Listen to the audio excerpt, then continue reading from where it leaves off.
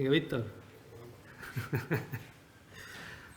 Bueno, buenas tardes a todos.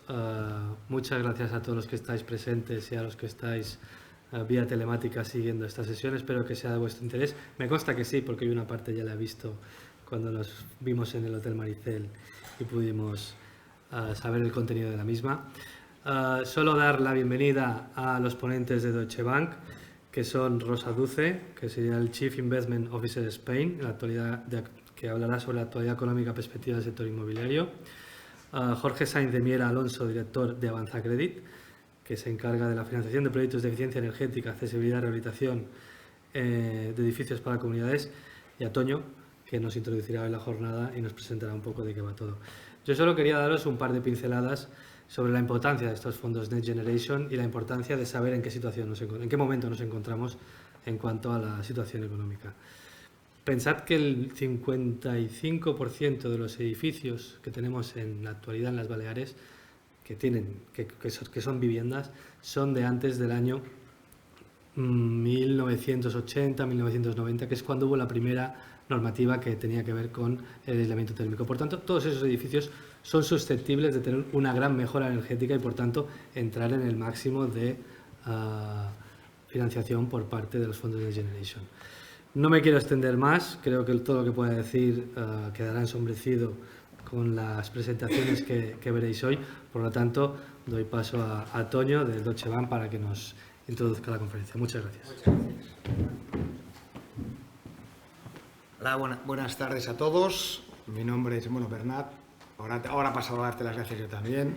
Mi nombre es Antonio Rosselló, yo soy el responsable de la división de banca privada y grandes patrimonios para Cataluña, Levante y Baleares. La verdad que me hace mucha ilusión estar aquí hoy porque, como habréis visto, mi apellido, como digo yo, es con 2 S, es mallorquín. Tengo mucha familia en Palma, lo cual es un orgullo estar aquí. Antes de todo, quería dar las gracias tanto al Colegio de Arquitectos como a Bernat por habernos brindado la posibilidad de estar aquí hoy con todos ustedes.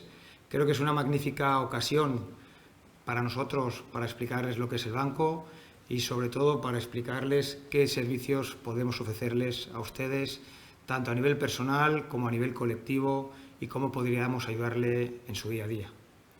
Si me permiten, un breve inciso antes de pasar a presentarles a los ponentes de hoy. Me gustaría destacar que Deutsche Bank en España no es un banco nuevo. Deutsche Bank se instaló en España en el año 1889 y, a raíz de la adquisición o compra del Banco Transatlántico en 1904, empezó su expansión por todo el territorio español. A fecha de hoy, Deutsche Bank está considerado el mayor banco en Alemania, con unos ratios financieros considero que muy sólidos. Si me permitís, os diría que son los mejores ratios financieros de los últimos 15 años. Y creo que tiene una particularidad, creo que es muy importante a destacar. Somos el único banco internacional en España que cubre todas las áreas de negocio. Cuando hablo de áreas de negocio, me refiero a división de asesoramiento patrimonial, división de banca de empresas, división de particulares y todos los servicios que acompañan estas distintas áreas en las que trabajamos. Y después de esta breve descripción de Deutsche, porque no he venido a vender Deutsche, sino lo que hemos venido a ofrecerles los servicios que disponemos en Deutsche Bank para ustedes, paso a detallarles lo que es la agenda del día. La primera ponencia la hará Rosa Duce. Rosa es nuestra CEO, nuestra analista jefe o jefa. Lleva con nosotros más de 20 años en el banco y Rosa hablará sobre la visión que tiene el banco en la economía general, en la economía en España y poniendo un foco especial en lo que es el sector inmobiliario aquí en España. La segunda ponencia la liderará Jorge Sainz de Miera. Él es el responsable del área de negocio Avanza Credit. Avanza Credit se dedica está especializado en lo que es la financiación indirecta, con una trayectoria de más de 30 años en el sector español. Una de las actividades principales de Avanza Credit es la financiación de proyectos de accesibilidad y lo que es la rehabilitación de edificios residenciales. Creo entender, ya lo comentará Jorge, que en este sector somos líderes en España. Ya para acabar sobre Avanza Credit, porque obviamente Jorge es quien les detallará qué hacen y cómo podemos ayudarles a ustedes. Avanzacredit nace con el objetivo de poner al servicio de las empresas productos de financiación para sus clientes y de esta manera poder estimular el crecimiento o las ventas. Después de las presentaciones pasaremos al turno de ruegos y preguntas y por último disfrutaremos de un pequeño cóctel que obviamente estamos a su entera disposición para todo lo que necesiten. Rosa, si te parece, nos deleitas con... Exacto. Hola, buenas tardes. Uy, de pronto como me oigo. Pues nada, muchas gracias por invitarnos. Yo les voy a contar un poco cómo vemos desde el banco la economía española, la economía mundial y un poco también incidiendo un poco más sobre el sector inmobiliario. La economía mundial. Pues la economía mundial, este es un año de desaceleración. Siempre decimos de desaceleración, pero no de recesión. ¿Por qué? Porque veníamos, si recordamos un poco los últimos 3 años, desde que empezó la pandemia, lo que tuvimos fue un año 2020 de una fuerte caída de la actividad, un año 2021 que vimos una pequeña recuperación, un 2022 que realmente vimos como la economía ya repuntaba más, menos de lo que nos hubiera gustado porque la guerra en Ucrania frenó bastante esas perspectivas de crecimiento. Y el año 2023 que estamos viendo, y de hecho el principio de año ha sido mejor de lo esperado en casi todas las economías, con un crecimiento en general de desaceleración más bajo que el año 2022, pero con cifras claramente fuera de lo que se considera una recesión. Va por países, también es verdad, ¿eh? No podemos hablar de todos los países igual. Desde que empezó el año, aquí en este gráfico, aquí en este cuadro lo que vemos es un poco las encuestas de confianza. Estas son encuestas de confianza empresarial, tanto de industria como de servicios. Y desde que empezó el año lo que estamos viendo es que después de la última parte, claro, si hacemos un poco de historia, en verano del año pasado estábamos pensando que a Europa se le iba a acabar la energía, que se iban a cortar el suministro de gas en Alemania, que la economía alemana iba a entrar en una profunda recesión, que todos los países de Europa se iban a quedar sin gas, que las autoridades iban a elegir entre poner la calefacción en los hogares o parar las máquinas y que por tanto de las industrias, por tanto pensábamos que iba a haber una recesión porque las industrias se iban a parar y que lógicamente iban a dar más, un poco de prominencia sobre los hogares y de hecho lo que vimos ya desde finales del año pasado, desde mediados del año pasado empezamos a ver cómo por ejemplo la industria alemana empezó a recortar la producción, el consumo de energía, sobre todo electricidad, pensando en un poco en intentar evitar el corte de suministro en invierno. De ahí todo lo rojo del medio, ¿no? Porque la última parte del año 2022, las expectativas eran como que seguro que el invierno en Europa iba a ser un invierno de recesión y íbamos a tener una caída del crecimiento importante. ¿Qué pasa? Que efectivamente ha pasado el invierno y ya desde principios de año nos hemos dado cuenta que ese riesgo pues desaparecía. ¿Por qué? Pues por muchos motivos. Primero, porque los europeos durante todo el año pasado hicieron muy bien la labor de acumular energía, de forma que intentaban cubrirse ante ese invierno que podía ser más frío de lo esperado y que por tanto podíamos tener mucho más consumo de gas. La realidad es que al revés, el invierno fue más suave de lo esperado y por tanto se consumió mucho menos. Además, ese ahorro de energía, sobre todo de la industria alemana y de la industria de Centro Europa en energía, lo que hizo fue pues que al final, aunque la producción industrial cayó en torno a un 5%, la caída de la energía fue de un 20%, lo cual quiere decir que muy eficientemente han conseguido mantener la producción sin que la economía se caiga. Hemos empezado este año y si ven un poco, la mayoría ya está en verde, es decir, que las encuestas de confianza están mejorando, porque como no se ha producido ese cierre, ese corte de los suministros de gas, pues realmente, y los precios de la energía han caído mucho, pues se ve como la confianza ha vuelto. Y eso explica por qué la mayor parte de los países este principio de año ha sido mejor de lo esperado y ayer vimos cómo la Comisión Europea pues, ha subido las previsiones de crecimiento a nivel mundial, especialmente en Europa, precisamente porque ese escenario tan apocalíptico de que nos íbamos a pasar en invierno cortando la calefacción en los hogares alemanes, pues no se ha producido. El escenario no es igual en todo el mundo. Así como en Europa veremos cómo realmente el escenario de recesión ahora mismo se descarta, esto no es así en Estados Unidos. Estados Unidos es una economía donde sí que se está notando la subida de los tipos de interés en determinados sectores. El primero, el sector inmobiliario. Vamos a hablar luego del sector inmobiliario en España y del resto de Europa, pero lo importante es que en Estados Unidos sí que realmente estamos viendo cómo esa subida de los tipos de interés, hay que recordar que, claro, en Estados Unidos los tipos de interés han subido mucho más. Por tanto, desde ese 0% hasta el 5,25 que tienen ahora, esa subida de 500 puntos en los tipos de interés, lo que ha provocado es el gráfico de la izquierda, que el acceso a la vivienda sea cada vez más complicado. Las familias americanas, su riqueza inmobiliaria también ha caído mucho y por tanto se encuentran con que la riqueza financiera de los hogares americanos depende mucho de lo que haga la bolsa americana y tenemos que recordar que el año 2022 fue un año malísimo en el mercado. Por tanto, cae la riqueza financiera, cae la riqueza inmobiliaria y ellos se encuentran con que el acceso, la capacidad de acceso a la vivienda en unos tipos de interés cada vez más altos es más complicado. La confianza de los consumidores está deteriorando muy deprisa. Caen las ventas minoristas, cae la confianza. Por tanto, la economía americana sí que parece posible que se adentre en una pequeña recesión. Y decimos pequeña, nadie está hablando de una fuerte recesión en Estados Unidos. El motivo fundamental está en el mercado de trabajo. ¿Qué ha pasado en todo el mundo? En todo el mundo, en Europa, en Estados Unidos, en todos los países. ¿Qué ha pasado? Que durante la pandemia se acumuló mucho ahorro, porque en todos los países aparecían los ERTES, estos programas de protección al empleo, con lo cual yo siempre digo que no se puede generalizar, y hay mucha gente que lo pasó muy mal en la pandemia, que lo sigue pasando mal ahora. Pero la realidad es que con esos programas de protección al empleo lo que se permitió es que la tasa de paro se mantuviera en niveles bajos. En todo el mundo ahora mismo la tasa de paro está en niveles muy bajos. En Estados Unidos tienen pleno empleo. Claro, una economía que tiene pleno empleo es muy difícil que tenga una recesión muy profunda durante mucho tiempo, porque faltan manos para trabajar, por tanto los salarios suben. Por tanto, la economía americana podría verse en una leve recesión, pero no esperamos que sea una recesión muy profunda, porque siguen teniendo pleno empleo. En Europa, el tema del mercado de trabajo es muy parecido. Es verdad que en Europa no hay pleno empleo, pero está claro que faltan trabajadores en muchos sectores. La tasa de paro en Europa está en mínimos. De hecho, en el gráfico de la izquierda, como vemos, que está cerca del 4%. Entonces, está por debajo del 7%. Los salarios siguen subiendo. Entonces, las familias europeas tienen, por un lado, todo el ahorro acumulado durante la época de la pandemia, más todas las ayudas fiscales, más una situación de mercado de trabajo muy favorable con salarios subiendo. Eso lo que hace es que la economía, aunque se está frenando, porque evidentemente los tipos de interés están haciendo daño, no se está frenando con la velocidad que le gustaría a los bancos centrales, que esta es la clave. Los bancos centrales llevan casi un año, en el caso de Estados Unidos, más de un año, subiendo los tipos de interés para conseguir frenar la inflación. Su única forma de controlar la inflación, ellos han cogido el libro de economía y han dicho yo, para frenar la inflación lo que tengo que hacer es subir los tipos de interés.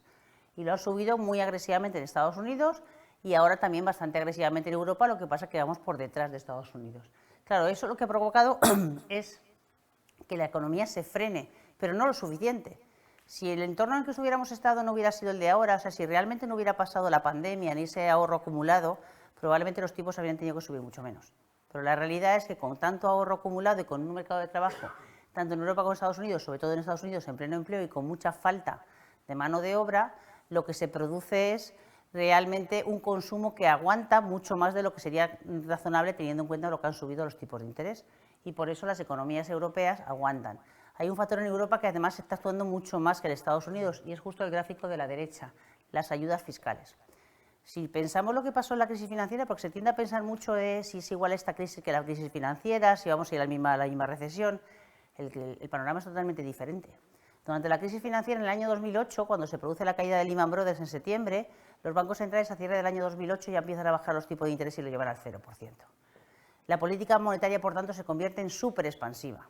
Pero ojo, que en ese momento la política fiscal era contractiva y recordemos el rescate a Grecia, a Chipre, a Irlanda, incluso a España, el tema de los bancos. Es decir, en ese momento Europa lo que dice es hay que ahorrar. Hay que ahorrar porque si no, no se va a poder pagar la deuda y se obliga a los países en un entorno cíclico muy malo a recortar y recortar y recortar para conseguir reducir el déficit. Es que ahora está pasando justo lo contrario. Europa no quiere cometer los errores del pasado, no se quiere arriesgar a una crisis de deuda y lo que está haciendo Europa es gastar dinero.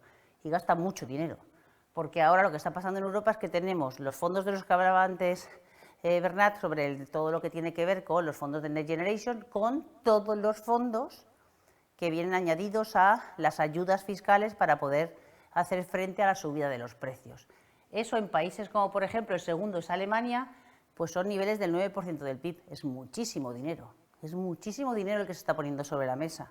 Entonces, ahora que las economías se están frenando, la política general está poniendo un suelo. Es tanto dinero público lo que hace es poner un suelo a la caída.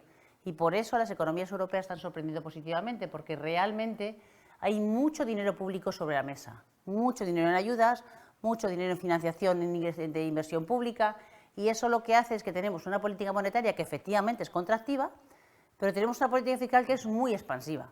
Si la política fiscal fuera menos expansiva, probablemente no habría que subir tanto los tipos de interés, pero las políticas ahora van en sentido contrario. Por un lado, los bancos centrales quieren frenar el crecimiento y, por otro, las políticas fiscales lo que hacen es darle más gas a ese crecimiento. Por tanto, tienen que subir más los tipos. Y de ahí que los tipos en Estados Unidos han subido al 5% y los tipos en Europa estén entre el 75% el tipo de refinanciación. O sea, que realmente la lucha contra la inflación, que no nos olvidemos que es lo que hacen los bancos centrales, luchar contra la inflación, les está costando mucho porque venimos de una historia diferente, venimos de la pandemia, venimos de unas tasas de ahorro muy altas, venimos de unos niveles de tasa de paro muy bajo, con una política fiscal súper expansiva, con subidas de los salarios, con subidas de los salarios públicos, de las pensiones, mucho gasto fiscal, y eso lo que hace es darle a la gente más dinero para gastar. ¿Problema de todo esto? Que la inflación cuesta mucho doblegarla. ¿Porque qué está pasando hasta ahora? Que aunque los precios suben y las materias primas suben, esa subida de los precios de las materias y la energía, el productor directamente se la recarga al consumidor final. Como hay capacidad de vender, pues al final todo lo que me suben a mí los costes de producción lo traslado al consumidor final. Y por eso la inflación ha empezado los niveles de inflación han sido cada vez más altos. ¿Hasta qué punto? Pues hay países que parece que lo están consiguiendo, como Estados Unidos, donde aquí vemos el gráfico, Estados Unidos es el azul oscuro, donde vemos que la inflación general realmente se ha dado la vuelta.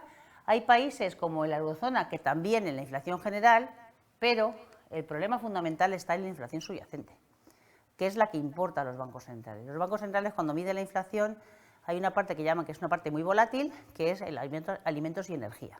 La energía, de hecho, el precio ha bajado bastante, los alimentos no elaborados también, pero todo lo que es elaborado está cada vez más caro, porque sigue habiendo capacidad para pasar a los precios finales la subida de los precios. Entonces, ¿qué se está produciendo en Europa?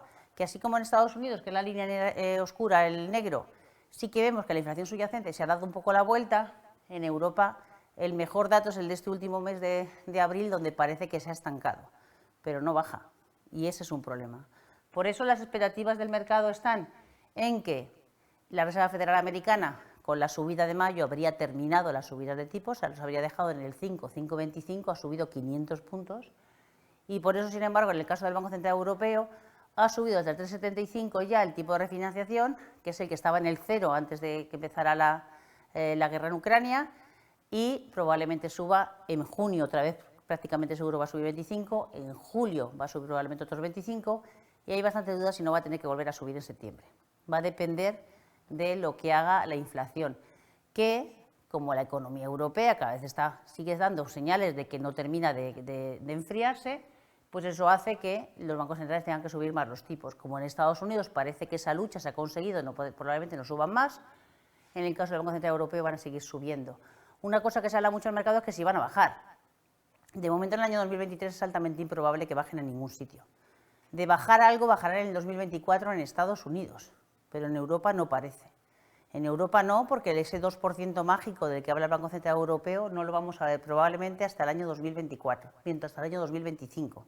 Finales del 2024-2025. Y con una inflación por encima del 2, el Banco Central Europeo no va a bajar los tipos. Pero es verdad que no son todo malas noticias. La realidad es que estamos en una recesión. Yo siempre digo que, a diferencia de lo que ocurría en la pandemia, ahora estamos en un mundo normal. Hasta la pandemia, y de hecho hasta el año pasado, vivíamos en un mundo que era anormal. Los tipos de interés no pueden estar en el 0%. No es lógico que un Estado tú le tengas que pagar dinero por comprarle un bono, como pasaba antes de la crisis, hasta hace un año, ¿no? Que tuvieras que comprar un bono del Estado alemán y encima ponías dinero. Un bono del Estado español, lo mismo, eso no tenía sentido. Por tanto, el mundo se normaliza. Y en un mundo normal, las políticas monetarias y fiscales están precisamente para eso, para intentar que cuando la economía se hunde, darle que se recupere, y cuando la economía está sobrecalentada, hacer que se frene. Por tanto, ¿qué puede ocurrir? Que si efectivamente, en vez de tener una recesión suave en Estados Unidos, tenemos una recesión más profunda, lo que hará la Reserva Federal es bajar los tipos. Y ya está, nada más que baje los tipos, la economía empezará a tirar. Que resulta que no, que la inflación vuelve a subir, seguirá subiendo los tipos. Eso es la política monetaria normal y corriente, la de siempre. En la eurozona, si la inflación se mantiene en estos niveles y no termina de conseguir cifras más bajas, veremos subida de tipos cada vez más acusadas. Que resulta que con el tiempo esa subida de tipos, como se dice siempre, van a tardar en hacer efecto en la economía y hacen un efecto en la economía mucho mayor de lo esperado, el Banco Central Europeo bajará los tipos de interés. Pero el escenario ahora mismo que se espera es pequeña recesión en Estados Unidos y en Europa una economía que se está aguantando, que va a crecer menos este año que el año pasado, pero que probablemente repunte otra vez en el año 2024. Es lo que venían apuntando hace mucho los analistas y es lo que ayer confirmaba la Comisión Europea cuando subió las previsiones de crecimiento para Europa, incluido en España. ¿Hasta cuándo pueden subir? Lo que hemos dicho. Banco Central Europeo, el tipo DEPO, que es el que estaba en el menos 0,5, podría llegar al 4, el tipo de refinanciación podría llegar hasta el 4,5. La Reserva Federal Americana ya está en el 5 el más bajo, 5,25 el tramo alto, y probablemente se quede ahí, y ahora mismo no se descuenta. Si vemos los dos gráficos, en la izquierda vemos cómo el tipo de la FED, el amarillito, está ya muy cerca de lo que es la inflación, estamos llegando al nivel de equilibrio, mientras que en el de la derecha hay mucha diferencia todavía entre lo que está haciendo, dónde está el tipo del Banco Central Europeo, dónde está la inflación subyacente. ¿Quiere decir que vamos a ver los precios como estaban hace un año y pico, 2? No, eso es bastante improbable, era ilógico que los tipos fueran tan bajos y que los precios fueran tan bajos. Inflaciones del 0% no son buenas, lo sabemos. Japón estuvo 20 años en deflación. ¿Y qué pasa cuando una economía tiene deflación? Que nunca te compras nada. Porque si tú piensas que para comprarte un coche tienes que esperar el año que viene, pues entonces nunca te compras el coche. Si piensas que el año siguiente va a estar más barato, al final nunca te lo compras. Por tanto, la deflación no es buena. Y hay factores estructurales que hacen pensar que la inflación va a estar cada vez, si no más alta, desde luego más alta de lo que veníamos viendo antes de la crisis financiera, antes de la pandemia. En primer lugar, porque faltan trabajadores. Hay muchos sectores donde faltan realmente trabajadores. Antes lo hablábamos en la comida, que aquí en Baleares pues falta gente en la hostelería, falta gente en la construcción, o sea que realmente hay profesiones que faltan muchos trabajadores. Eso es algo que venimos asistiendo hace tiempo y faltan tanto en la industria como en los servicios. Por tanto, si hay escasez de trabajadores es difícil que los salarios vayan a bajar, los salarios van a seguir subiendo. China ha despegado. ¿Qué le ha pasado a China? Lo que nos pasó a nosotros, que cuando le han dejado salir, pues se lo están comiendo todo, se lo están consumiendo todo y están visitando un montón de países. Entonces, al final la economía china tiene un plan de infraestructuras aprobado que implica que va a gastar mucho dinero en hacer nuevas obras de ingeniería y todo eso necesita metales. Por tanto, es previsible que los precios de los metales se mantengan en niveles altos. La transición energética, que está muy bien, pero que a día de hoy es mucho más cara. Es decir, todos los esfuerzos en energías renovables, energías ecológicas, a día de hoy implican que los costes son más altos. Por tanto, eso implícitamente hace que a medio plazo los precios también sean más altos. Y por último, algo que es un fenómeno que ha surgido después del COVID y que está aquí para quedarse, y es que hasta el COVID la línea azul era la globalización. Las empresas tenían que ser cada vez más globales, se producía cada vez más lejos. ¿Por qué? Porque los costes de producción eran más bajos y yo producía en Asia que si producía en Europa. Mucho más barato para Estados Unidos producir en Asia que producir en Estados Unidos. ¿Qué ha pasado con la pandemia? Pues que todos recordamos aquellos contenedores varados en los puertos de Asia o de China, falta de semiconductores, falta de chips. Claro, ahora lo que se está produciendo es justo lo contrario, un cierto estancamiento en la globalización. Se han dado cuenta que vale que es producir fuera del país es más barato, pero uno ya no es tan barato porque los costes de producción en las economías asiáticas son cada vez más altos, porque evidentemente en China también la calidad de vida es más alta y por tanto los salarios son más altos, y esto pasa en todo el este de Asia. Y además es que tienes el riesgo de que te pase lo que te pasó en la pandemia, que se te queden allí varados los productos porque los tienes que traer hasta aquí. Por tanto, esa localización o producir más cerca, lo que va a provocar probablemente es que los precios también sean más altos de aquí al futuro. No ni el 3 ni el 4, pero sí que lo normal es que esa media se quede en torno al 2 y no al 1 o incluso al 0,5 como teníamos en los últimos años. Por tanto, estamos en un mundo en el que en Estados Unidos puede haber una recesión, pero suave. En Europa no se descuenta ahora mismo ningún tipo de recesión, al revés, la economía ha empezado más fuerte de lo que se esperaba y por tanto la economía va a crecer menos en 2023 que en 2022, pero más de lo que se esperaba inicialmente, y la idea es que en 2024 empiece a repuntar. Y en España, dentro de Europa, las cifras están siendo sorprendentemente positivas. Varios motivos. Primero, porque estamos viendo cómo todos los índices de confianza están mejorando. Están en niveles bajos, pero ha pasado lo que veíamos antes en el resto de Europa, que primero caían y de pronto se han dado la vuelta. Lo que hablábamos, la política fiscal. Aquí tenemos los Next Generation, tenemos ayudas, o sea, esa subida de los salarios de los funcionarios, de los pensionistas, todo eso hace que haya más capacidad para gastar y por tanto el consumo se está comportando mejor de lo esperado. El mercado de trabajo, para España una tasa de paro en torno al 13%, vale que en términos europeos es más alta, pero para España es extraordinariamente baja. España cuando tiene una recesión se va al 25%, y al 24% y al 23%. Por tanto, la tasa de paro cercana al 13% es una tasa de paro razonablemente baja para España. Y el mercado inmobiliario está aguantando bastante bien, pese a la subida de tipos. Aquí lo que tenemos que ver es hasta cuándo la economía puede aguantar una subida de tipos tan fuerte. Es decir, si siguen subiendo mucho más de lo que se espera, la economía evidentemente lo va a notar. Si se quedan en estos niveles, que es un poco lo que está descontado, la economía se frenará este año, como se espera, pero probablemente repunte el año que viene. Va a depender mucho del resto del mundo. La clave, han bajado mucho los precios de la energía. Entonces, había mucho miedo. Primero fue en invierno que si nos cortaban el gas. Cuando pasó el invierno, que claro, que había que acumular inventario de aquí al año que viene y que claro, que no iba a haber gas suficiente. La realidad es que no. La realidad es que los inventarios de gas están en niveles suficientemente altos como para que los precios no tengan por qué volver a subir. A menos de que el conflicto en Ucrania se enquiste, la realidad es que se espera que los precios de la energía se mantengan. Hoy tenemos unos precios del gas más o menos a los del 2021. O sea, estamos muy por debajo de lo que alcanzamos a mediados del año pasado. Las materias primas, es lo que hablamos, ¿no? Al final, el verde, que es la energía, los precios de la energía han caído mucho.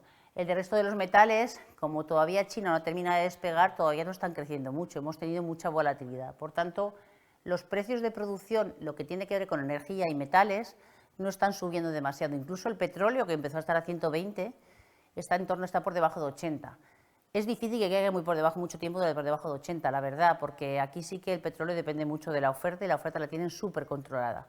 De hecho, el 3 de abril hubo una reunión de la OPEP y decidieron reducir la producción de forma inesperada. Nadie esperaba que bajaran la producción en esa reunión, pero se dieron cuenta que si querían mantener los precios tenían que reducir la producción. Ya Rusia había aprobado una rebaja de producción y en Estados Unidos, que en otras ocasiones lo que hacen es que producen con el fracking, tampoco están produciendo mucho porque tienen una mala experiencia en el pasado cuando se pasaron de producción y se comieron luego el petróleo. Por tanto, realmente la segunda parte del año es probable que falte petróleo en el mercado y por tanto veremos otra vez precios de 80 y de 90. Pero en cualquier caso ya no estamos en 120, que es lo que veníamos el año pasado.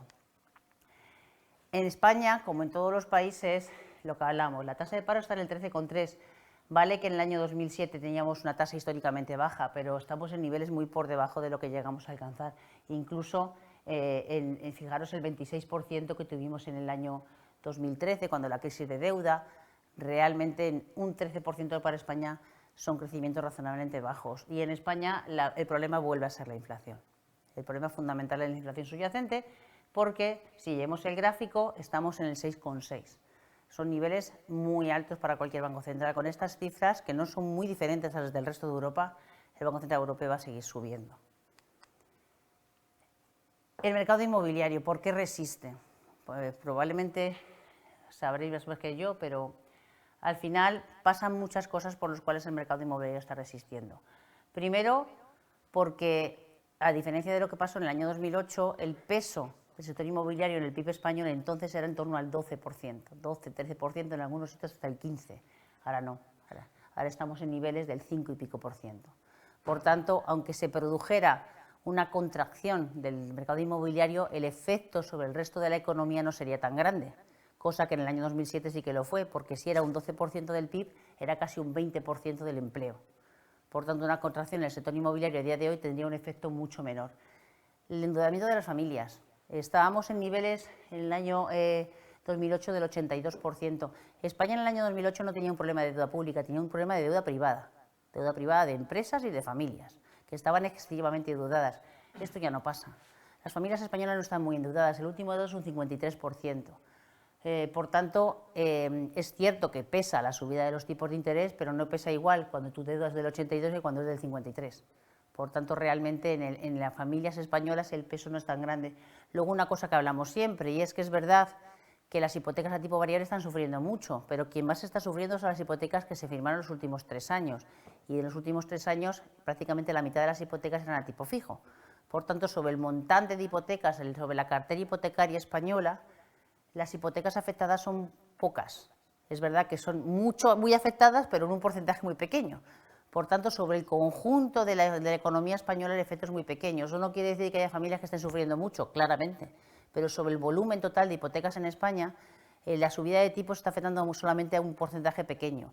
Por eso la morosidad no está subiendo en los bancos, por eso los bancos, el gran miedo de hace unos meses era que los bancos sufrieran de una subida de la morosidad y por tanto de las provisiones, porque recordemos que siguen en vigor todos los decretos que puso de Guindos del año 2013, no, es que las provisiones no están subiendo porque la morosidad no está subiendo en exceso. Acaban de publicar los datos todos los bancos españoles de cifras de primer trimestre del año y la morosidad no está subiendo. Por tanto, realmente es menos deuda, afecta a menos gente. Es verdad que han subido mucho los tipos, pero el conjunto de la economía no es tan grande. Evidentemente tampoco se ha habido un exceso de crédito promotor como pasaba antes de la crisis financiera, que había muchísimo crédito promotor, ahora no, es un 7%, era superior al 22% en la crisis financiera. ¿Qué ha pasado? Pues que también aquí la demanda acumulada ha hecho mucho. En 2020 estábamos en casa, no nos comprábamos una casa. Cuando en 2021, a mediados del año, nos empiezan a salir, en el año 2021 se empieza a vender, sobre todo segunda mano. Claro, en 2022, la primera parte del año, también las ventas son históricamente altas. Empieza a reducirse el ritmo de crecimiento de las ventas en la segunda parte del año. Pero es que también hay mucha gente que adelanta la compra, porque como ve que los tipos siguen subiendo, prefiere cerrarse un precio antes de que los precios sigan subiendo. Por tanto, al final, ¿qué ha pasado? Que no es que nos haya afectado, claro que ha afectado, pero ha afectado mucho menos de lo que podría haber afectado en un entorno en el que un solo año te suben los tipos 325 puntos, no 375 puntos, porque el tipo de los depósitos estaba en menos 0,5 y ahora está en 3,25, han subido 375 puntos los tipos de interés. Por eso España, a diferencia de otros países, esto va por barrios. Como está ahora el sector inmobiliario en el mundo, depende de cómo estuviera antes de que se produjera esta subida de los tipos, la situación del mercado inmobiliario.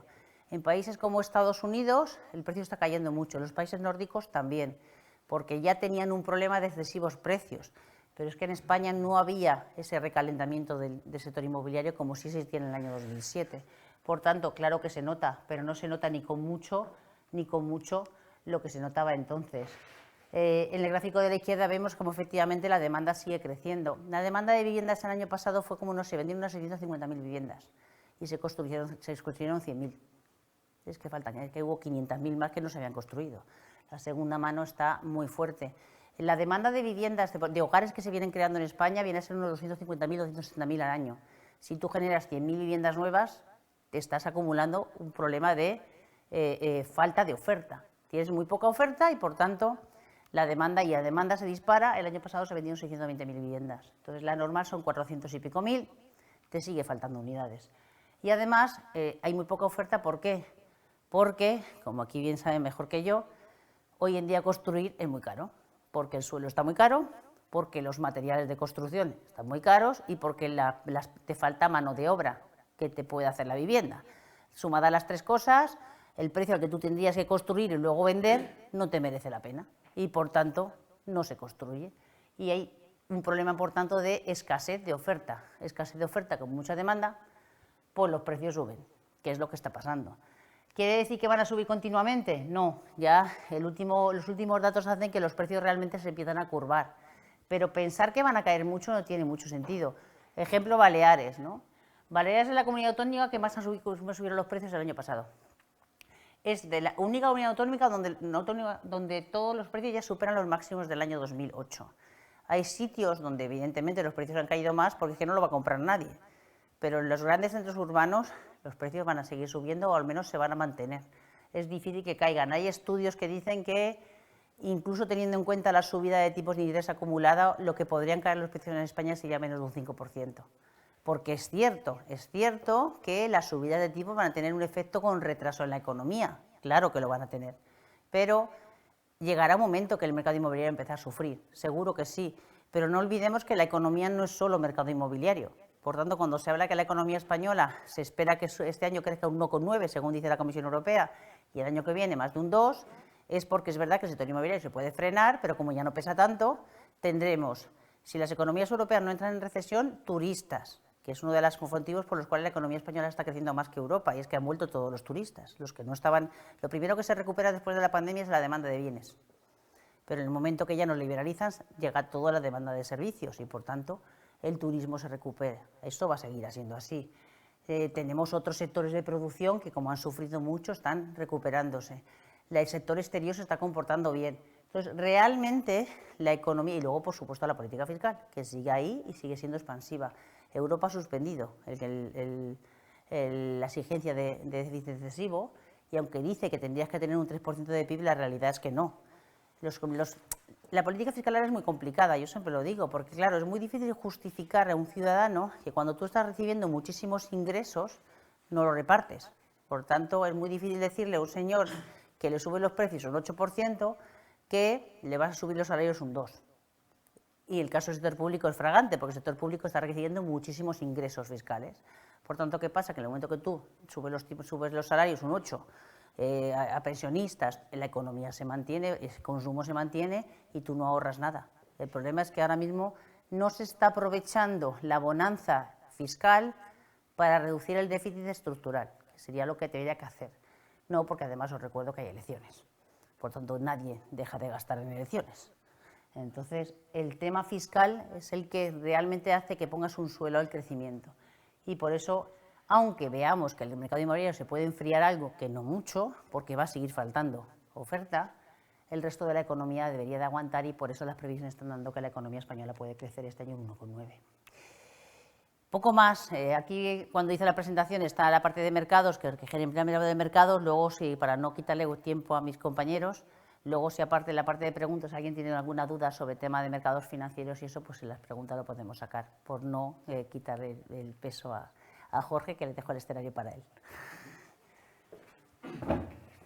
Tienes que salir de aquí, creo. Ah, no, lo van a hacer desde allí, los maestros lo están haciendo solos. Y esto se lo doy a él, ¿no? Ah, no, se lo tengo que dar. Yo estaba pensando aquí, justo de aquí.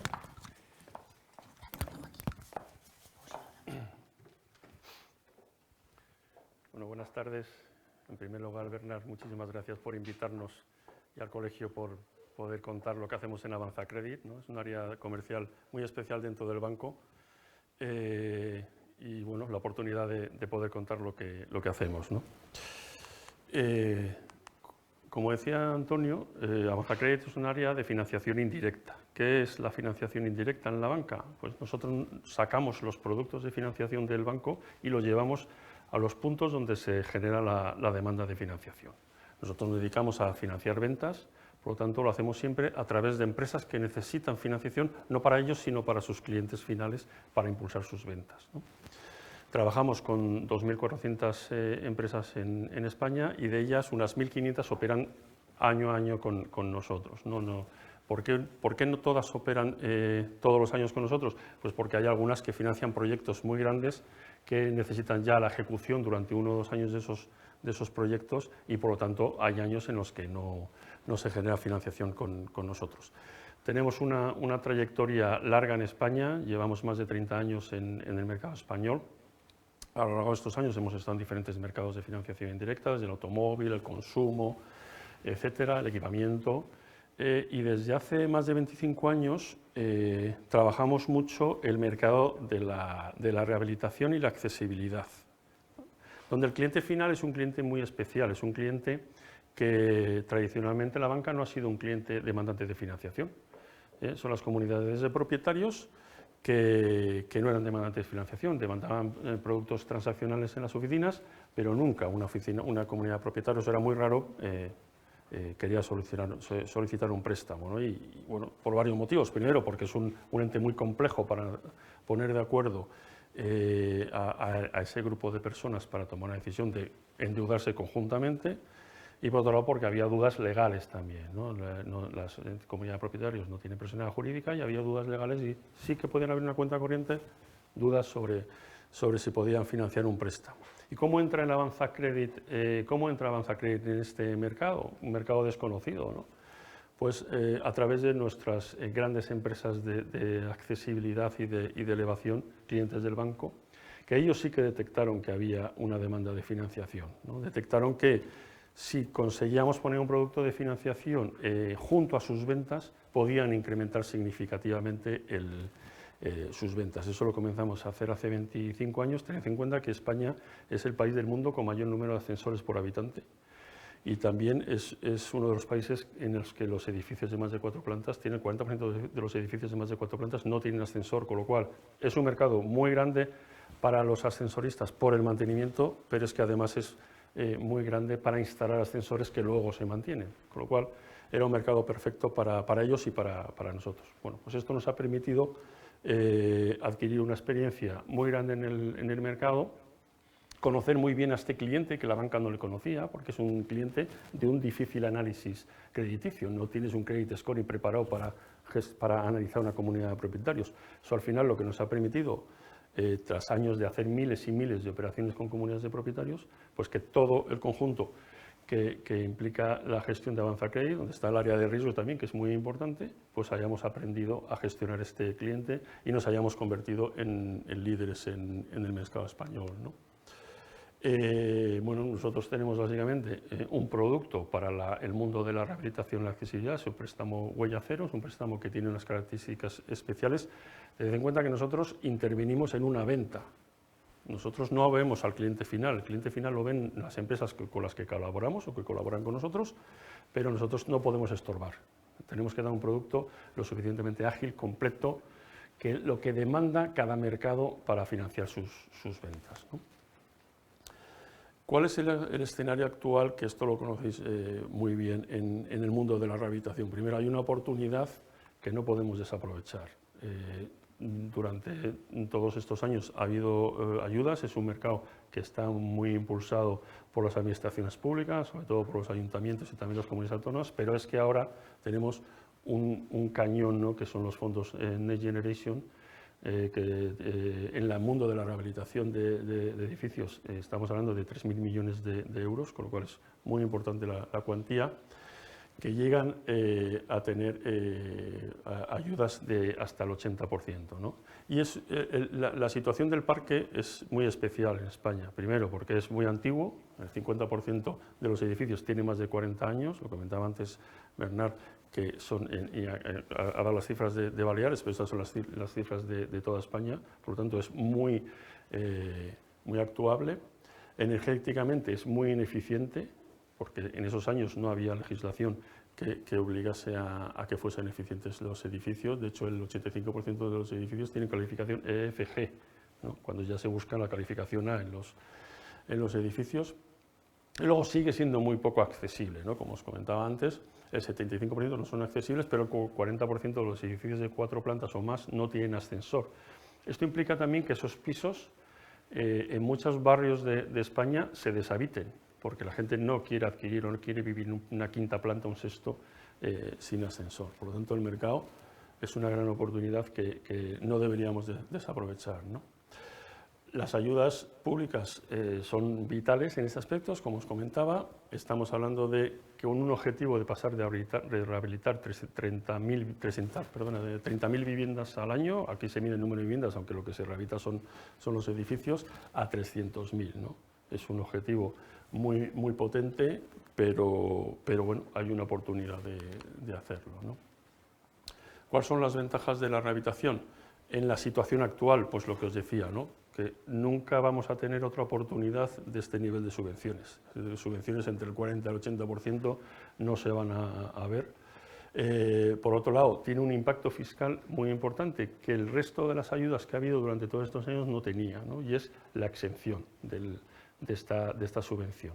Nosotros, que hemos trabajado mucho la rehabilitación con subvenciones, el problema que había era que una vez concluida la rehabilitación tenían los propietarios de las viviendas imputaciones de esas rehabilitaciones, de esas subvenciones, que muchas veces incluso superaban su propia renta, ¿no? Con lo cual el impacto fiscal, que además lo recibían de una forma desconocida, porque nadie les había explicado que podía tener este impacto, y lo tenían, y había unos serios problemas luego de poder pagar esos impuestos, ¿no?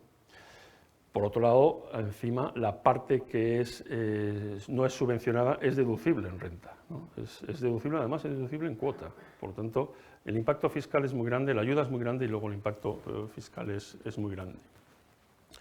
Luego, por supuesto, la rehabilitación, la revalorización de las viviendas, ¿no? Nosotros participamos hace 2 años, algo así, con el Consejo General de Arquitectos de España en la Guía Ciudadana de Impulso de la Rehabilitación, donde se habla que la rehabilitación media en España de una vivienda rehabilitada es del 26%, incluso aquí en Baleares se habla de un 36%, ¿no? Por tanto, la revalorización de tu patrimonio al hacer la rehabilitación, que has tenido unas ayudas muy importantes que encima no tributan, pues es brutal. Por lo tanto, el paquete es el momento ideal para hacerlo. Y luego, evidentemente, están los factores más estándar, ¿no? Como son el ahorro de la factura de la energía, la mejora de la calidad del confort o el impacto ambiental, ¿no?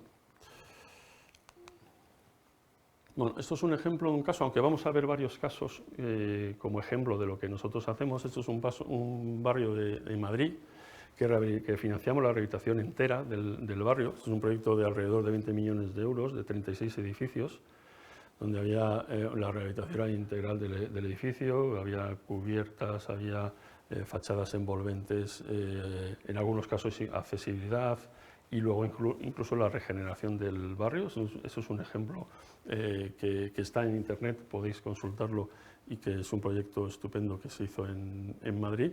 Hemos tardado 3 o 4 años en financiarlo porque la empresa que lo ejecutó no tenía capacidad de hacer los 36 edificios a la vez, pero es un ejemplo que nosotros siempre defendemos, ¿no? Siempre apoyamos. ¿Cómo es el préstamo huella cero?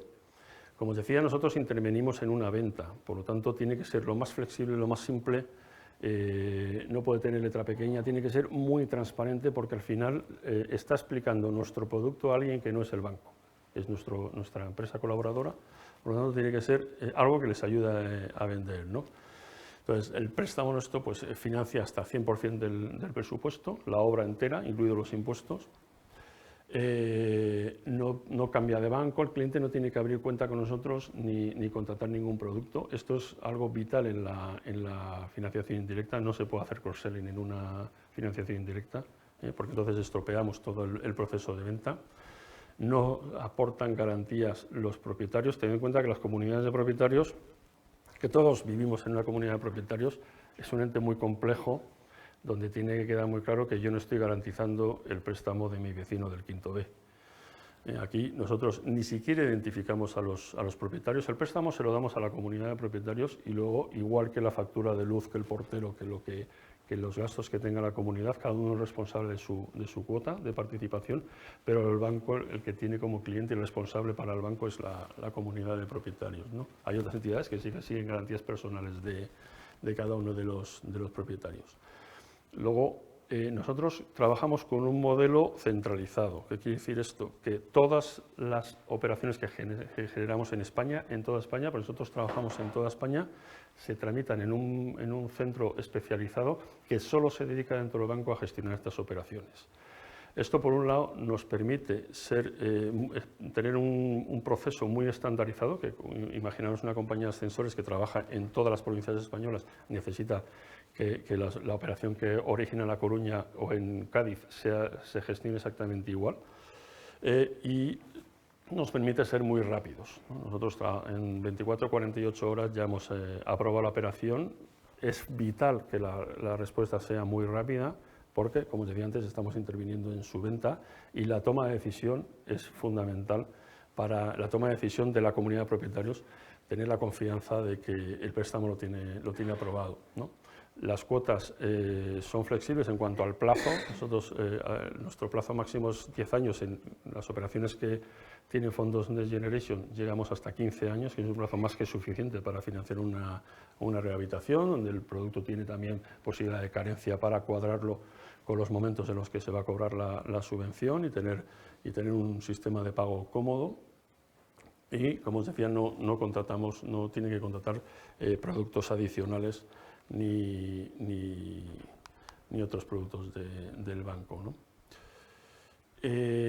Bueno, el proceso de contratación es muy simple, es tan simple como aparece aquí, no tiene ninguna complejidad a la hora de financiar, ¿no? Nosotros llegamos siempre al cliente final a través de las empresas saben lo que tienen que demandar al cliente en la documentación que tienen que pedirle, saben perfectamente, además tienen la certeza de cuál es nuestro nivel de respuesta en cuanto a tiempos, en cuanto a la viabilidad, por lo tanto, les da mucha confianza.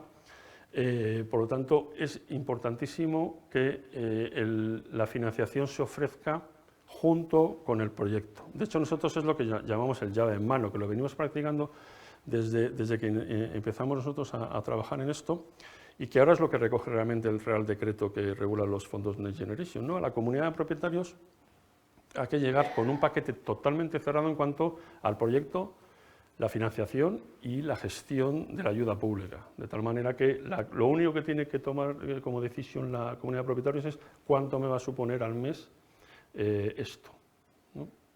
Eso es absolutamente fundamental para nosotros, ¿no? Como os decía, la documentación, está acostumbrada la empresa a solicitar la documentación estándar, la respuesta en menos de 48 horas, y a partir de que se aprueba el préstamo, ya en las siguientes 24-48 horas ya se firma, ¿no? Es el presidente el que firma en nombre de la comunidad, en ningún caso a título personal, exclusivamente en nombre de la comunidad. Y el pago de la financiación siempre lo realizamos a la empresa que realiza las obras. Nunca se lo damos a la comunidad propietaria. No quiere decir que no se pueda, en el futuro a lo mejor, quién sabe si lo cambiamos, pero en principio es lo que nos sirve a nosotros para monitorizar que lo que financiamos son esos proyectos. De hecho, nosotros cuando aprobamos un préstamo, le aprobamos el préstamo para ese proyecto que nos ha presentado esta empresa, no para que la comunidad lo destine a otras actividades o a otros proyectos. Eso le da también tranquilidad a la empresa o al prescriptor, que nosotros denominamos, de que no está trabajando para su competencia, ¿no? El préstamo que nosotros autorizamos es para ellos, ¿no? Y luego, como os decía antes, el cliente, como no tiene que abrir cuenta con nosotros, los pagos los hace en su cuenta. Él tiene su cuenta operativa. Esto es muy importante también para los administradores de fincas, que no les obligas a hacer un traslado de la operativa de la comunidad a Deutsche Bank. Simplemente nosotros le giramos una cuenta a su banco y no tiene otro tipo de relación con nosotros durante la vida del préstamo. Si el préstamo se desarrolla con normalidad, nosotros ni siquiera vamos a hablar con el cliente nunca. Como os decía, estas son las claves que nosotros consideramos muy importantes a la hora de vender nuestra financiación, a la hora de llegar a la comunidad con este paquete, ¿no? Primero, que es que todo se llegue a la comunidad con un paquete completo, no por un lado la solicitud de la subvención, por otro lado la solicitud del préstamo y por otro lado conseguir una empresa que lo ejecute.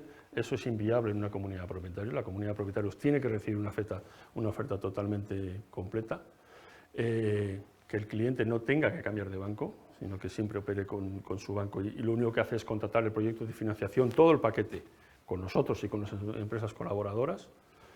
En todo momento, la empresa colaboradora nuestra está informada de la evolución del préstamo, aunque los tiempos son tan rápidos que casi no le da tiempo, ¿no?, a ver cómo va el préstamo, porque siempre se hace muy rápido todo el proceso. Nuestra experiencia es nuestro principal valor en este producto, ¿no?, que es lo que nos ha convertido en líderes, ¿no?, que en un mercado que no existía realmente hemos adquirido tal experiencia que nos permite conocer muy bien a este cliente final, ¿no?, con documentación muy sencilla. Para la empresa es una estrategia empresarial frente a la competencia. No es lo mismo llegar, como os estoy diciendo, con un paquete cerrado que ir por tu cuenta, ofrecer un proyecto de rehabilitación y que la comunidad se tenga que solucionar la financiación. Y luego pues, también le da una certeza de cobro, porque es el banco el que le va a pagar, ¿no? Ya no tiene que depender de la comunidad, aunque evidentemente la comunidad es el titular del préstamo y es el que va a dar las órdenes junto con la dirección facultativa de la disposición de los fondos, pero le da cierta garantía al que sea el banco el que esté detrás, ¿no? Bueno, ventajas que tiene el producto para el prescriptor, que es el prescriptor, nosotros lo que tenemos las empresas que colaboran con nosotros, ¿no? Pues es una herramienta comercial, incrementa sus ventas. De hecho, hay ventas que no se podrían hacer si no tuviésemos un producto de financiación aparejadas a ellas, y más en la rehabilitación, tal y como está ahora instrumentado el mercado. La mayoría de los proyectos que nosotros desarrollamos no se podrían desarrollar si no hubiese una financiación, ¿no? Por lo tanto, no se podrían ejecutar.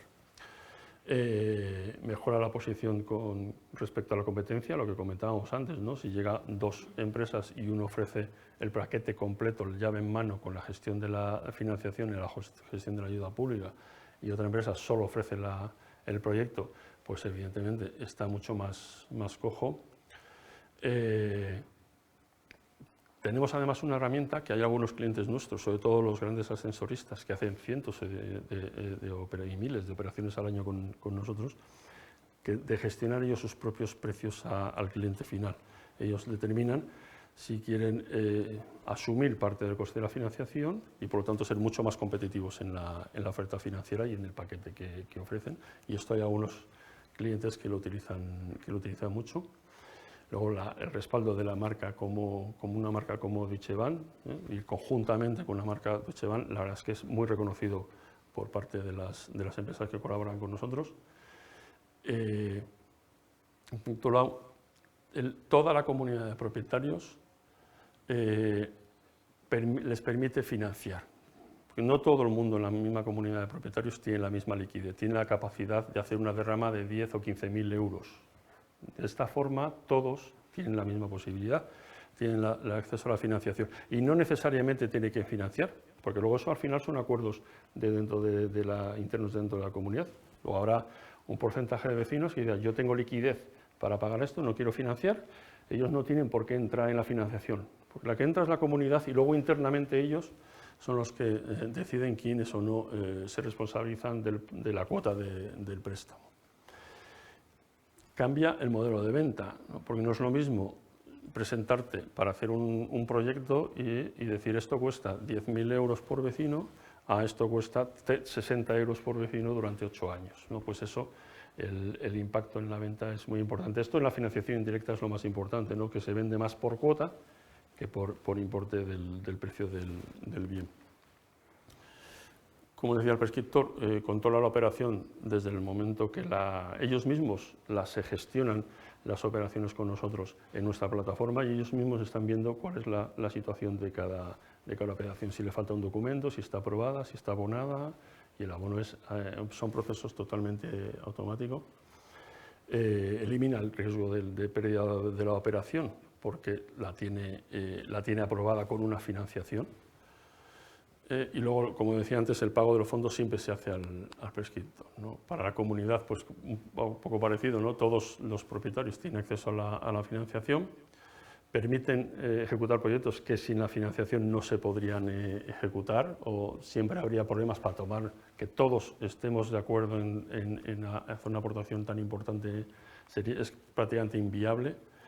Luego, ninguno de los propietarios en nuestro producto aporta garantías personales. Como os decía antes, ni siquiera les conocemos a los propietarios ni nunca vamos a saber quiénes son los propietarios. De hecho, a lo largo de la vida del préstamo pueden ir cambiando y de hecho van cambiando.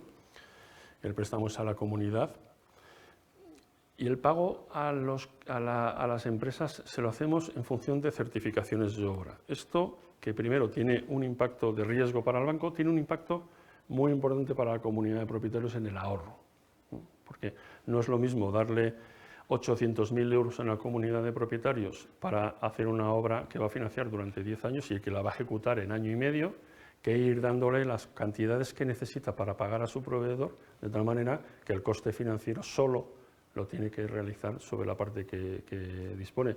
Y esto, en una operación estándar, puede llegar a ser una diferencia de precio de un punto de tipo de interés durante la vida del préstamo. O sea que es muy importante, ¿no?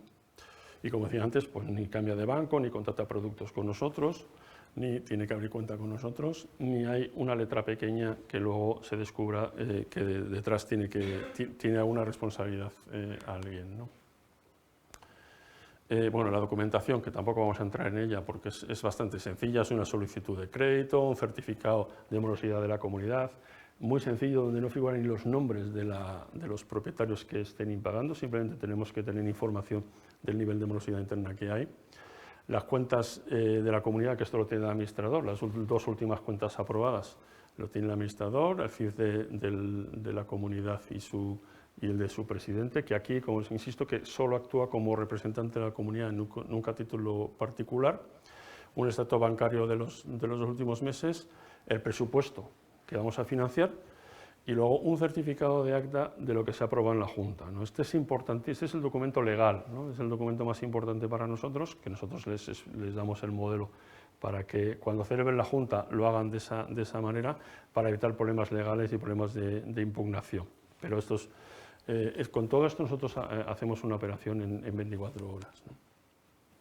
Y ahora os voy a enseñar algunos casos de lo que financiamos nosotros. Esto es lo que os hemos explicado.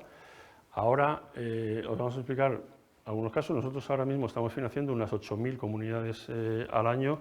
Esos son proyectos ya un poco más grandes que hemos financiado en los últimos años, o en el último año básicamente. La mayoría de estos, aquí no hay ningún proyecto todavía de Next Generation, aunque ya tenemos alguno que estamos financiando. Estos son proyectos ya ejecutados, hay alguno que está terminándose. Pero la mayoría, todos van vinculados a la eficiencia energética y muchos de ellos, o casi todos, tienen ayudas de IDAE, ¿no? Que es algo bastante parecido a los Next Generation, ¿no? Bueno, eso es el que comentaba antes, que este es el barrio del aeropuerto, es un barrio de 36 edificios, 547 viviendas, construidos en 1960, que no se ve muy bien aquí, porque esto es cómo era el barrio y cómo es ahora, que es espectacular, cómo ha quedado, ¿no? Aquí es una regeneración integral del barrio, con ayudas de la Comunidad de Madrid y del Ayuntamiento de Madrid. Esto es un edificio en Vigo. Este es un proyecto de casi 2 millones de euros, 60 viviendas, es rehabilitación y reforma de la envolvente térmica, y este es el primer edificio rehabilitado en Galicia que le han dado calificación A. ¿Vale? Lo financiamos en el año 21 y se ha hecho entre el 21 y el 22, y es el primer edificio que le han dado calificación A después de la rehabilitación. Esto es un barrio en Burgos, es un proyecto más pequeño, de unos 700.000 euros. Sí, lo hicimos en 2022, de 60 viviendas, con la ayuda del Ayuntamiento de Burgos y de la Junta de Castilla y León. Esto es un edificio en Pamplona, es un edificio bastante conocido en Pamplona, lo hemos hecho en 2022. También lo que se ha hecho es la envolvente térmica, es un proyecto de 5 millones de euros que hemos financiado nosotros íntegramente, con ayudas de IDAE, son 180 viviendas. Este es uno que está en proceso de ejecución en Cáceres. Esta es la mayor urbanización de Cáceres, está en el centro de Cáceres. Es un proyecto de 2.700.000 euros. Aquí, aparte de la envolvente, también hay una instalación fotovoltaica en la azotea. Este no está concluido. Las fotos que veis en la de la izquierda es la del proyecto, cómo va a quedar. Las de la derecha son la inicial, y esta sí que es real en el proceso de ejecución del proyecto. Esto también lleva ayudas de IDAE y son 170 viviendas. Ese es un edificio en Madrid bastante emblemático, bastante conocido, que también lleva una mejora de fachada de la envolvente térmica. Este lo hemos hecho en 2021, son 2,3 millones de euros de presupuesto, 206 viviendas, que también es con ayudas de IDAE. Y este es un barrio en Zaragoza, ¿no? Que es una rehabilitación de 1,5 millones de euros. También rehabilitación de la fachada y las cubiertas. Esto tiene ayudas de la Sociedad la Sociedad Municipal de la Vivienda de Zaragoza, se llama Zaragoza Vivienda, y son 162 viviendas. Bueno, pues esto es lo que hacemos en Avanzacredit. Cualquier cosa que necesitéis de nosotros, ahí tenéis nuestros contactos, nuestro teléfono, sobre todo en avanzacredit.es. Ahí tenéis nuestra landing, a través de ahí os podéis conectar cualquiera y inmediatamente conectamos con vosotros y podemos hablar de cualquier tema que estéis interesados. Y por mi parte, nada más. Muchas gracias.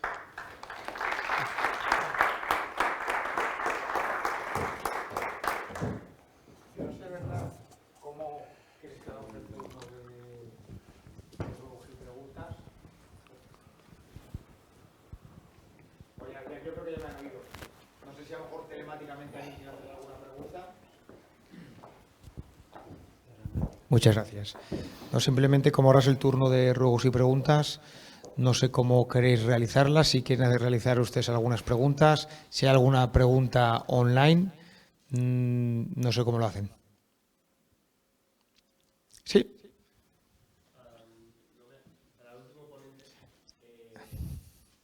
Jorge. Me queda claro que con el modelo que tienen ustedes de la financiación, lo que no me queda nada claro, y a lo mejor porque estamos teniendo poca experiencia con el asunto de los Next Generation, es cómo luego de los pagos que ustedes hacen directamente a la constructora, entiendo, luego la comunidad de propietarios como que se gestiona en función de los porcentajes de cada uno de los comuneros. Y con el tema de los Next Generation, del Real Decreto 103, ¿cómo se gestionaría el tema de la vulnerabilidad? Porque puede que con igualdad de porcentaje en ocupación haya gente que tenga más derecho a financiación y al 100% y otros que se puedan quedar en ese 80%. Bueno, nosotros los hacemos. Sí. Yo creo, Yo sí. creo que tengo un micrófono.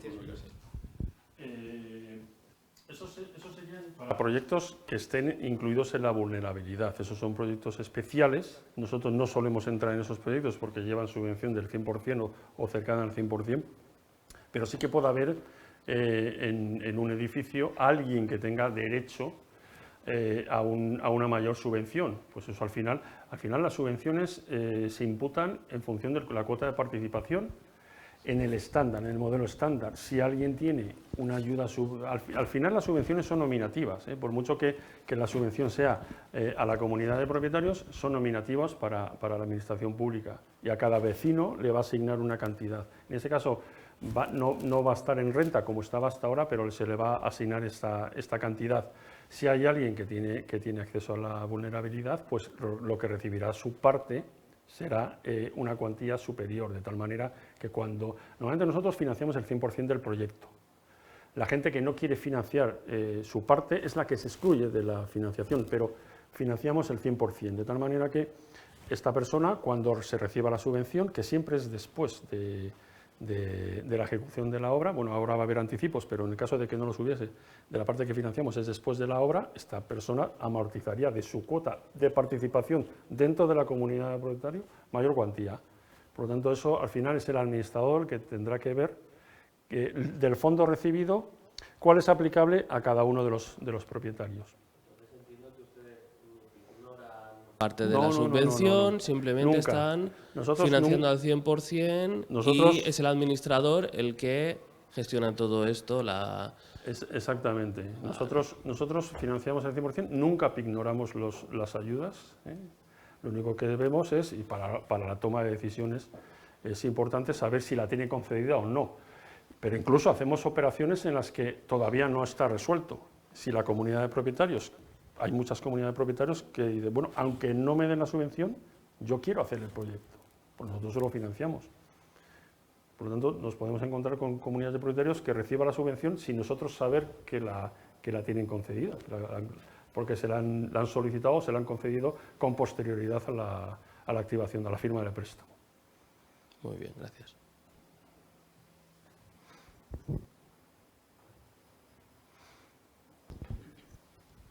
Hola, buenas tardes. Bueno, mi nombre es Fernando Conde y me gustaría hacer dos preguntas muy prácticas. La primera sería muy sencilla.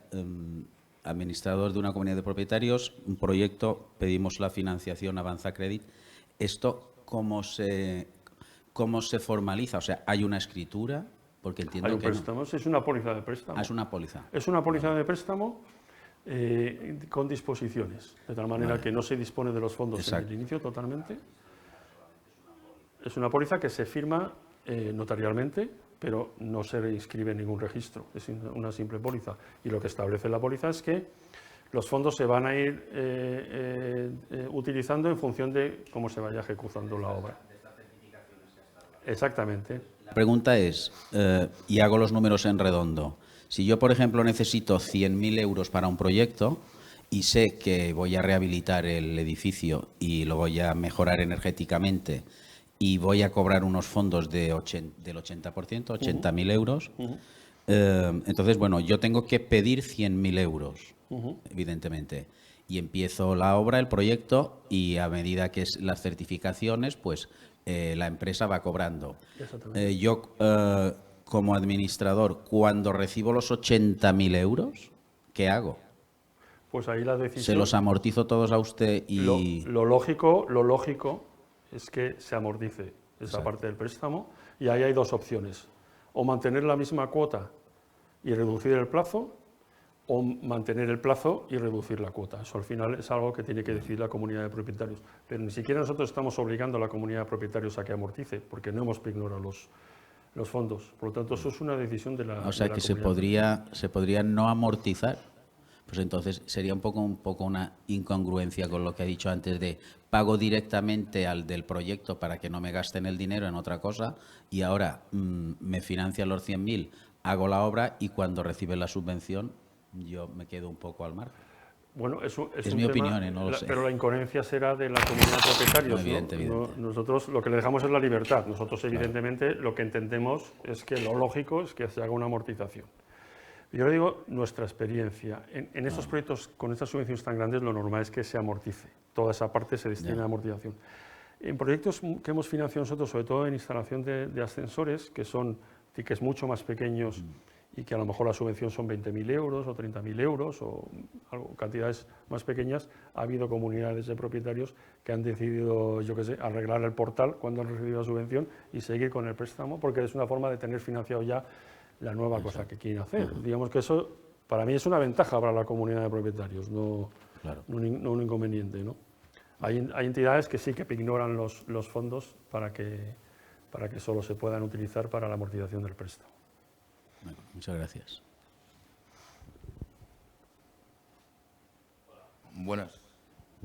Buenas tardes. Quería preguntarle a Rosa, para cambiar un poco el tema de propietarios. Ha hablado hace un rato, ya he visto dos comparecencias suyas que me han encantado siempre, y en esta ocasión quería preguntarle sobre el tema del precio de la energía, el precio del gas, el precio del petróleo. Estábamos acusando hace un año y pico, con la guerra de Ucrania, pues ese incremento tan elevado de los precios de carburante y de todo el conjunto del gas. Pero claro, lo que también pensamos es que si una vez que acabe la guerra, los precios deberían caer mucho más de lo que pensamos. Que parece que está como estable ahora, diciendo que estamos haciendo de 120, me pasa a $80 por barril, y como que nos tenemos que quedarnos tranquilos, cuando efectivamente lo que yo no veo es que en las estaciones de servicio los precios hayan bajado tanto.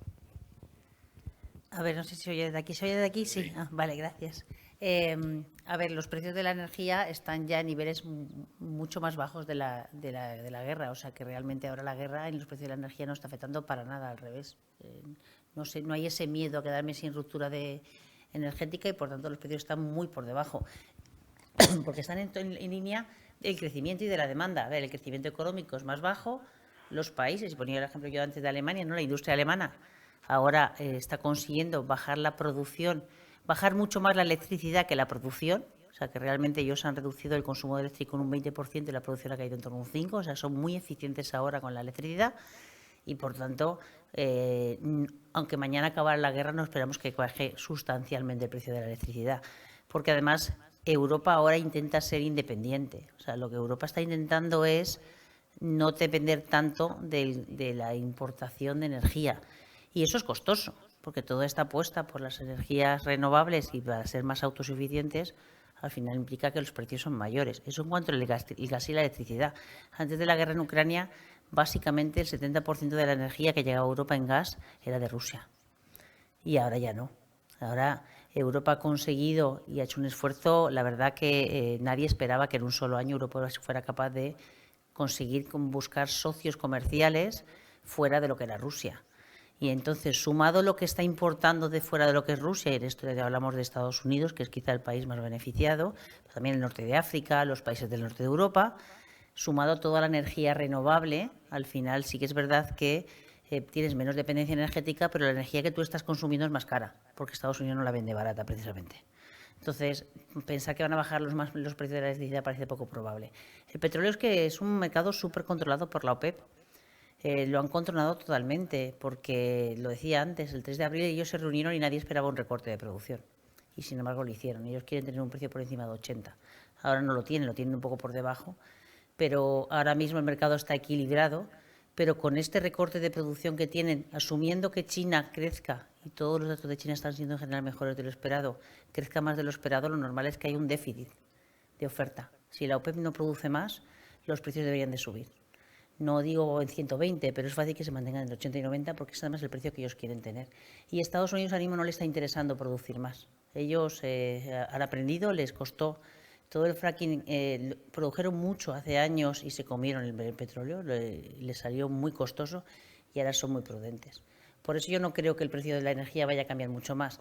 Bajar más, subir tampoco, porque la economía no va a crecer tanto como para que los precios suban mucho más.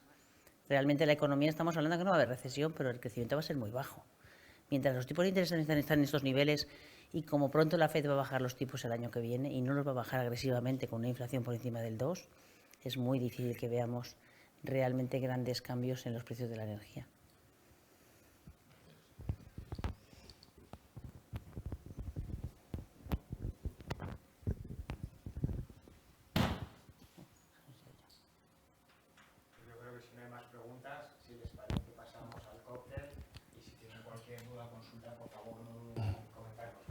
Y si os llega alguna pregunta por streaming, ¿no las pasáis? Claro.